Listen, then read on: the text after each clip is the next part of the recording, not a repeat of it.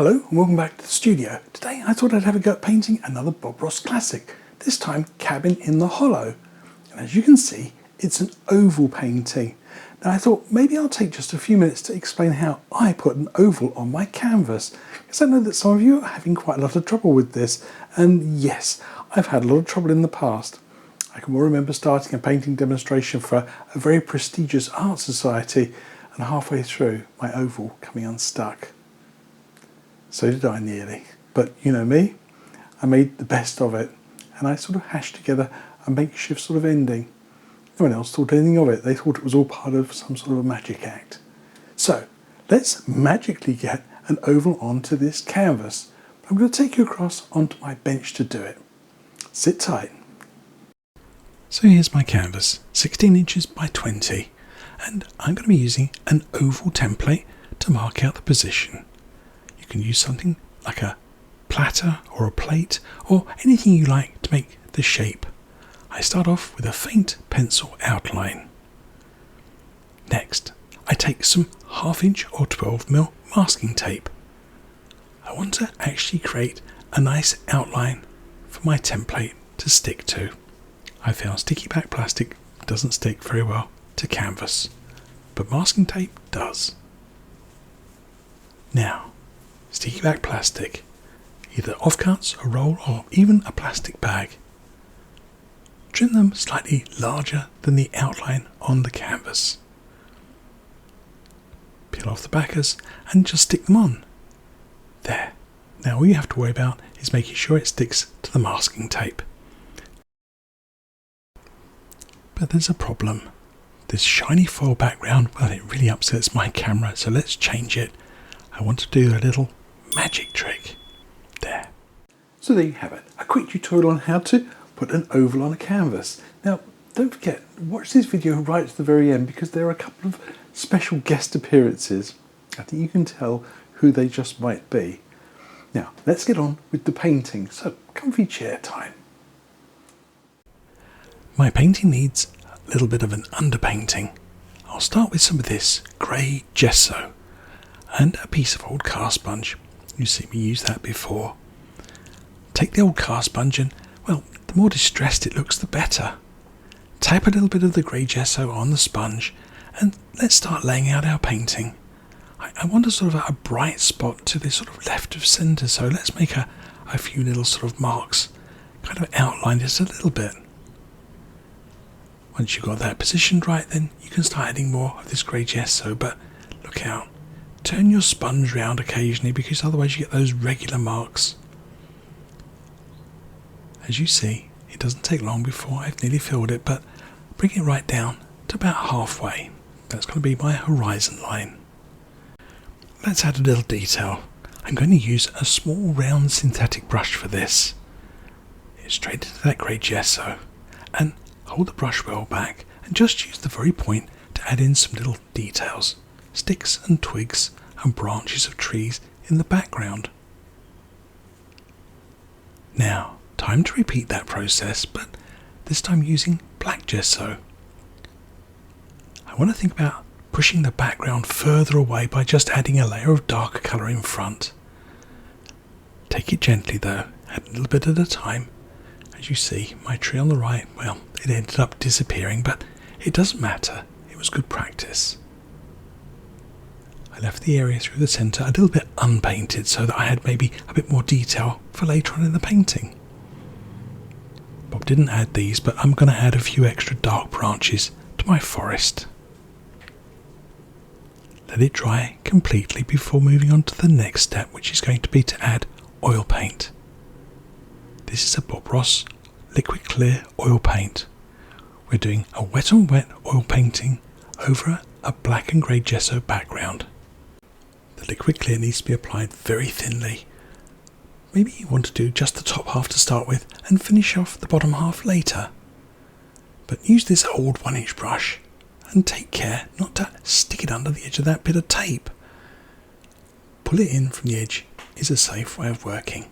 Now you can see the liquid clear, it really makes things sort of much brighter, but here in the centre it's kind of tricky to see, so take good care. Finish off with some long flat strokes we want a very, very thin, even coat. And don't forget, give that brush a good dry clean before you use it again. Now for some colour, a touch of phthalo blue and a little bit of white. I want to make a sort of semi-transparent blue colour. Use it very sparingly, the blue is very strong. As you see, if you apply it thinly, it becomes more like a glaze. You can still see the background trees through it. Blend this out well and let it fade into the background. There. Gives you a lovely misty effect. I'm going to keep that same brush and go straight into some alizarin crimson. It might produce sort of mauvish sort of colour, but I think it's going to work quite well. Now you see the difference. The crimson, well, it isn't as strong as the blue, so I need to go back and apply maybe a couple of coats. Build up the colour until you get it to just how you want it. There, a lovely blue and mauvish sort of pink glow. Perfect. Now for a little extra twist of my own, I go into some of this sort of white colour with the corner of that 1-inch brush. I didn't bother cleaning it. Just in there, I want to increase the sort of glow in the sky. It's just a small touch, but well, something I like to add to my painting. But you keep it in or leave it out. Don't forget, tap it out very well. Make sure you don't have any hard edges.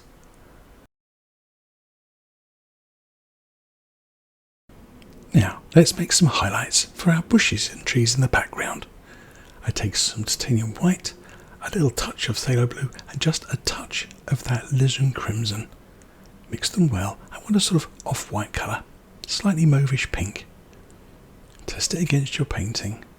There. That might be a bit too white, but we'll see. Now, you could use a nice new brush or carry on using the old brush. My old brush, well, it's fairly worn, but I think I'll carry on trying to use it. Take careful note here. I pull my paintbrush through the paint in one direction, and then notice how I push the brush back. I'm forcing the paint ahead of the bristles and loading just the very edge of the brush. Here you can see the paint is built up around that corner. Now, let's start on this right hand side. So I'm going to angle the brush and tap with the left hand corner of the brush. Now it looks like I've tipped the brush right over on its side, but actually it's at quite a shallow angle. Let me demonstrate on the other side. Notice I'm loading the other corner this time. The right hand corner for the left hand side of my painting. This gives you a better angle to see. I'm not tipping my brush completely over, just at a slight angle. Think about the shape and form of trees and bushes leaning into the painting. They show up more strongly on the right where there's a little more dark, and they don't quite show up as much here on the left hand side. There. Do one little branch at a time and don't get in a hurry to fill it all up. Once you get this technique working well, it's kind of hard to stop, but do a little and stand back. Do a little more and stand back again. You can fill up the whole painting very quickly. Time to mix up a good strong dark colour. About 1 part phthalo blue and about 5 or 6 parts of alizarin crimson. I want a good strong lavender colour. And I've taken another old Bob Ross 1-inch brush and I'm loading it the same way, pushing the brush into the paint. I want to underpaint the dark area of my painting. Notice how I come back and reform some of these branches between the lighter ones for the highlights. I left a few gaps here and there. That was lucky, wasn't it? As you see, I bring it right down to the horizon line. Let's do some more on the left hand side of our painting as well. Again, think about shape and form, tapping in from the edge. But hang on a moment, that doesn't look quite right, does it? This is very common, I'm afraid, to be a little bit too sort of regimented and sort of straight and level. It looks like a bear has taken its claw and, well, We won't say any more about bears. This is too regular. So make sure you come back and change things a little bit. You don't want all these little skinny lines. You want maybe one or two, and then maybe some nice big gaps. Try not to make it a mirror image of the other side of your painting. These are all very common little kind of mishaps and happy accidents. I've done many of them, so hopefully you'll learn from my mistakes. Now, time for some highlights. I've put a small amount of liquid white on my palette, and I'm using a nice new brush. But take note, I pulled my brush through the paint first. If you go straight into the liquid white, well, it'll never get to your painting. The paint will just push it up into the bristles, so paint first, then a little liquid white to thin the mixture slightly. Because as Bob would say, a thin paint will stick to a thick paint. This nice new brush, it's, well, maybe just a bit too new. I actually quite like my brushes when they've had a little bit of use. They tend to hold their shape a little better. You'll see in a moment, when I paint the right hand side, the brush really does sort of form a better edge. There you are. So don't be surprised when you're using your 1-inch brushes if they're a little bit new or you've only just started painting with them, that they're a little bit more sort of fly away. Just stick to it. You'll get there in the end. Once again, don't kill off all that lovely dark. Let's add a little detail. I've got my liner brush with a touch of dark sienna and just a little bit of titanium white and a couple of drops of thinners. I want what I call start-stop branches, just here and there in the dark areas of your painting. You did save them, didn't you? Because that's where these branches live. It's just a small detail, but sort of the structure of the trees in the background. I almost managed to get my little finger in the way, again as usual. Now, a few here on the left hand side as well. And well, I'm not so keen on them. They're a bit too sort of red for me, so I'll dab a bit of highlight over them and, well, do a bit of a cover up. There, you never know. Now the most fun part of my painting is adding snow. A good amount of titanium white on a fan brush and reaching up under these bushes and shoom. Isn't that just lovely? The first time I saw Bob do this, I was absolutely spellbound. I couldn't believe it. He painted snow almost like magic. That's about the third or fourth time I've mentioned the word magic in this particular painting because, well, painting is like magic. The more you do, the better at it you get. And producing a lovely painting from a blank canvas, I think, is a sort of magic. Time to think about the watery part of my painting. I've used that old 1-inch brush again with the dark colour on it, the lavender, and I've gone into a little touch of the phthalo blue. And I want to just stain this part of my canvas. Now, you remember I didn't put too much of that black gesso down there. I left a little bit of detail showing through because I really want this to look more sort of transparent, like a glaze. And I don't want just bright blue. I want a bit of a mixture of colours here. Almost a reflection of the background. Now, I'm going back to my nice 1-inch brush again. It's got some of that light colours on it from the highlighting of the bushes. And I'm going to use firm pressure just to really push in and drag the brush down. But it's not really bright enough. Let's add a touch more white to it. Again, firm pressure. And notice I leave a little dark edge where the snow meets the water. Remember, pull straight down. Once you've built up the colour enough, give your brush a dry clean. Really fluff up those bristles again. And now, edge to centre, just drag your brush across. You can go backwards and forwards and create this nice little wobble. Maybe a few too many wobbles there, but I don't really care. It looks fun.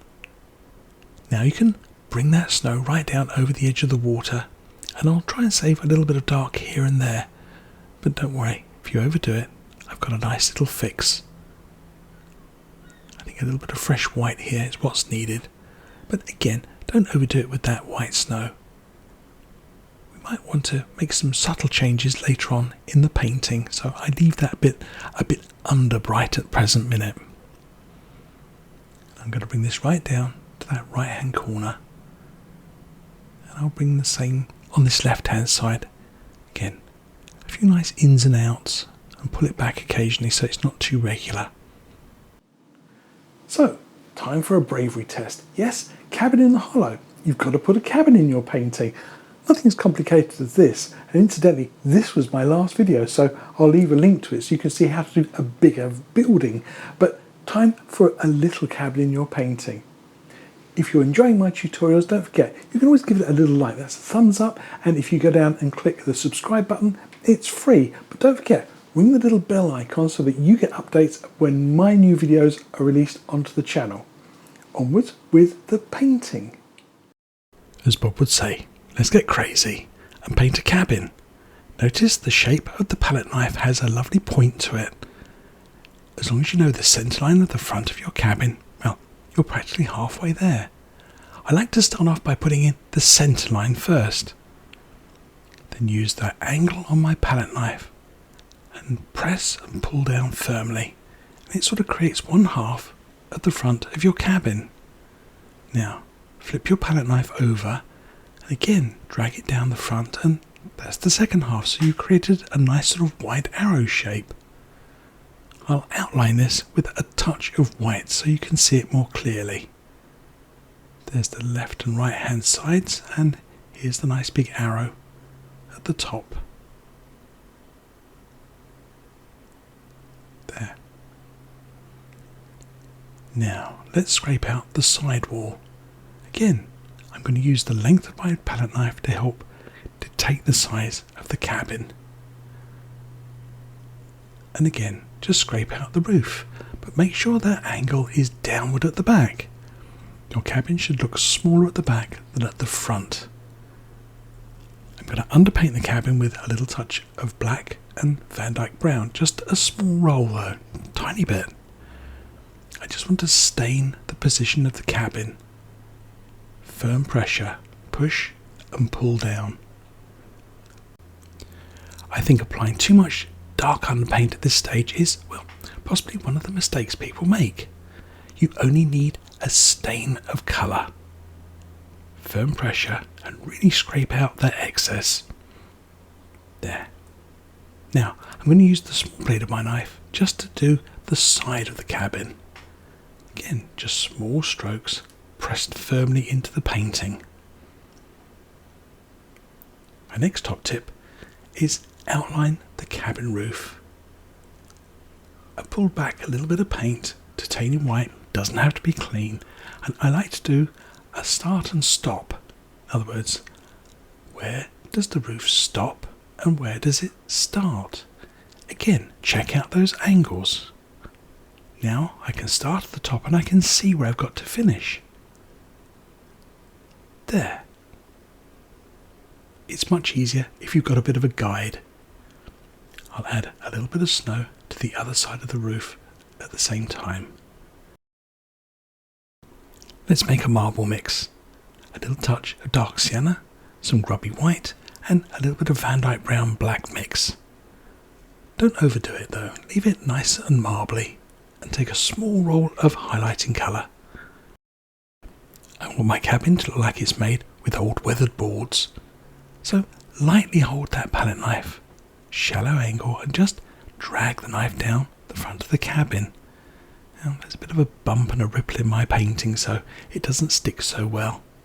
I might go back over that and calm it down a little bit. There, not bad. Let's add some more to the other side. Top tip, don't repaint this too many times. You lose that lovely fresh look. I'll use the small blade of my knife just to add in a slightly darker effect on this right hand side of my cabin. It's sort of away from the light a little bit more. Yeah, maybe I will give that little touch. But as I said, don't overdo it. Leave that lovely marbly effect. I want a door here, so I used the small edge of my palette knife just to sort of scrape back through the paint. I could actually probably get away with just using black gesso back there, but, well, I've got a little bit of Van Dyke brown and black. Once again, firm pressure. You just want to stain the canvas. I've picked up the smallest amount of titanium white on the edge of my palette knife. This is just an outline for a door frame.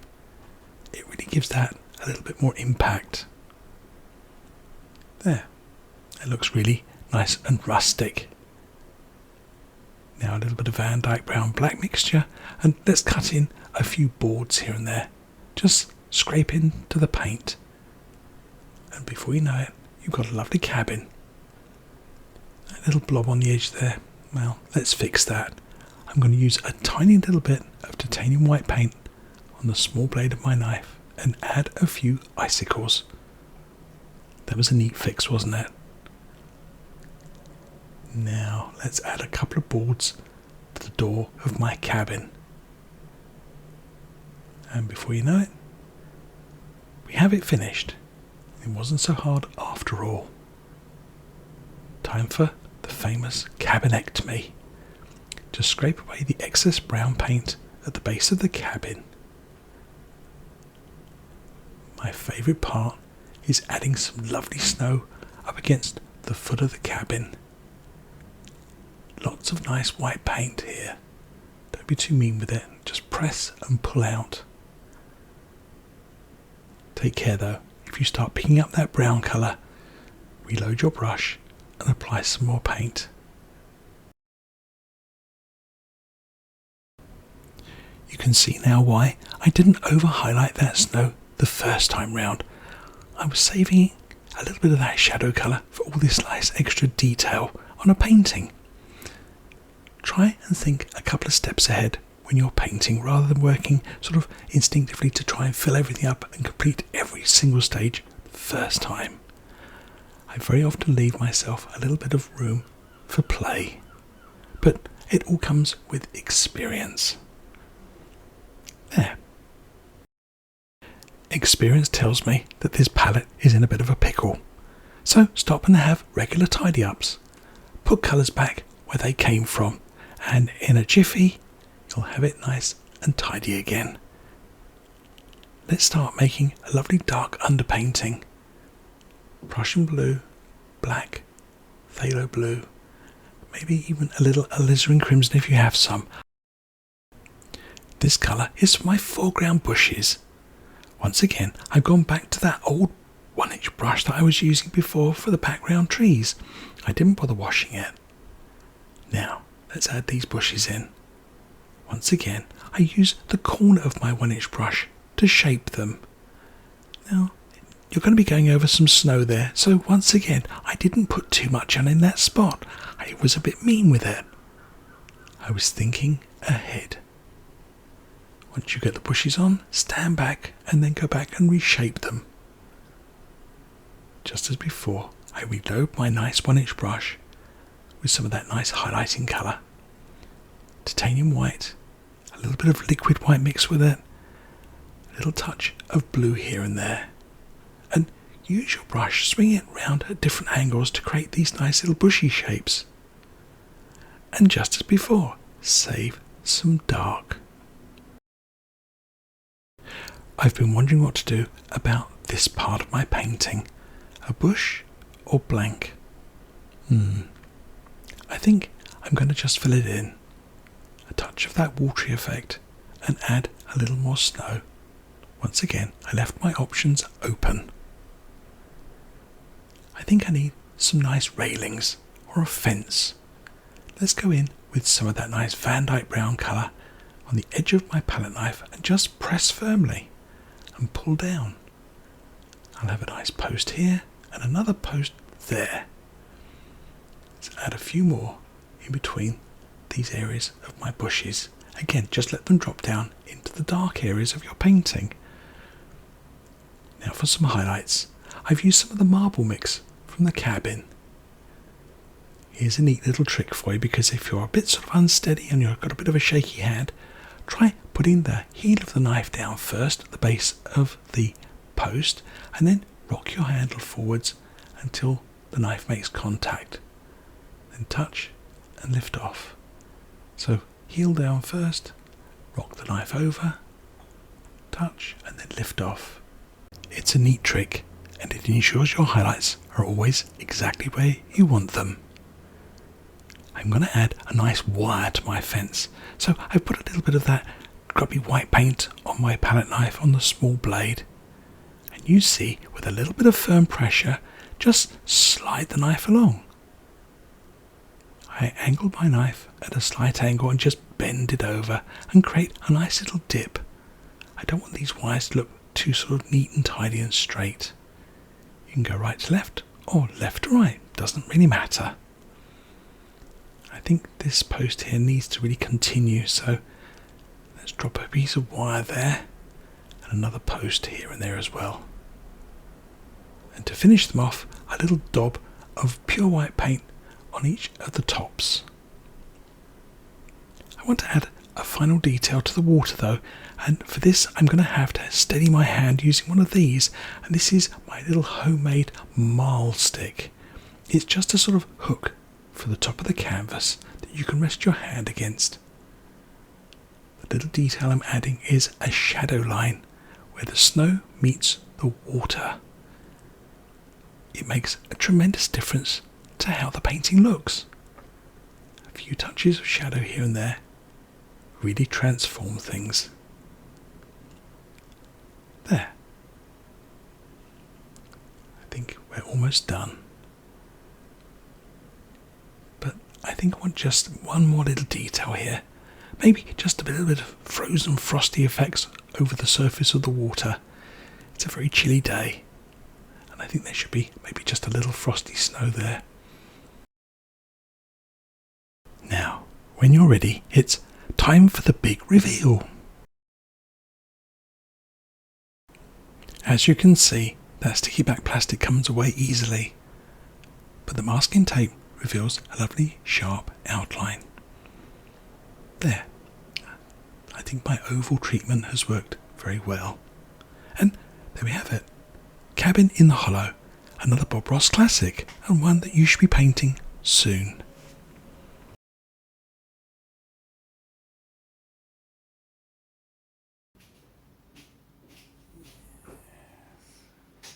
And so as not to be outdone by the great circle sitting, here's Henry Cat displaying the same ability. See a circle and sit in it.